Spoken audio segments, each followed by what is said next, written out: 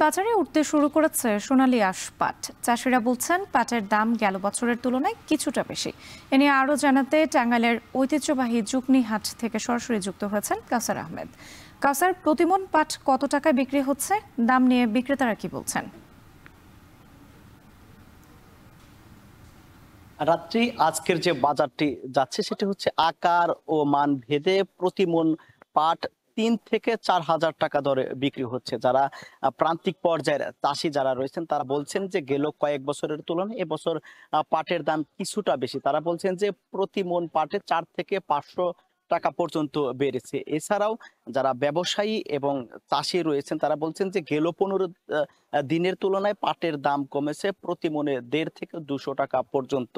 আর এই হাটে এই যোগনি গ্রাম ছাড়াও পার্শ্ববর্তী সিলিমপুর, ধরের বাড়ি, দুরিয়াবাড়ি সহ আশেপাশের অন্তত ৫০টি গ্রামের প্রান্তিক পর্যায়ের যারা পাট চাষি রয়েছেন তারা এখানে পাট নিয়ে আসেন। আর এই পাটের হাটটি শুরু হয় ভোর রাত থেকে, বলতে গেলে ফজরের যে নামাজ হয় তারও আগে থেকে এখানে পাট আসতে শুরু করেছে এবং ইতিমধ্যে পাট বেচা বিক্রি অনেকটা শেষও হয়ে গিয়েছে। যারা পাইকার বা ব্যবসায়ী রয়েছেন তারা বিভিন্ন গাড়ি, বিশেষ করে ঘোড়ার গাড়ি, পিকআপ বা অন্য যানবাহনে করে তারা তাদের যে গোডাউন রয়েছে বা গুদাম রয়েছে তারা সেখানে নিয়ে যাবেন। আর ব্যবসায়ী যারা বলছেন যে এই টাঙ্গাইলের পাট খুলনা, নরসিংদী সহ দেশের বিভিন্ন অঞ্চলে তারা সরবরাহ করে থাকেন। আর কয়েকজন প্রান্তিক পর্যায়ের পাট চাষি বলেছেন যে দিন দিন টাঙ্গাইলের পাট চাষ অনেকটা কমে গিয়েছিল, তবে আবার বাড়তে শুরু করেছে। তারা বলছেন যে আগে একজন কৃষক ৪ থেকে ৫ বিঘা জমিতে পাট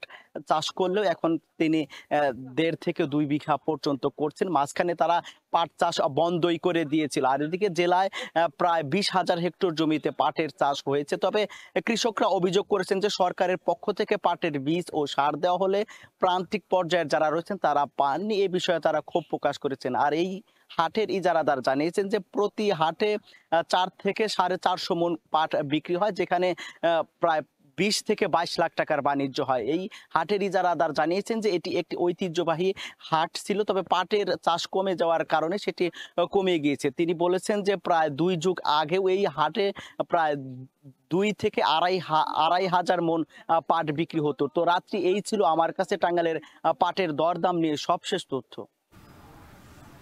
টাঙ্গাইলের পাট চাষের খবর জানাচ্ছিলেন কাউসার আহমেদ।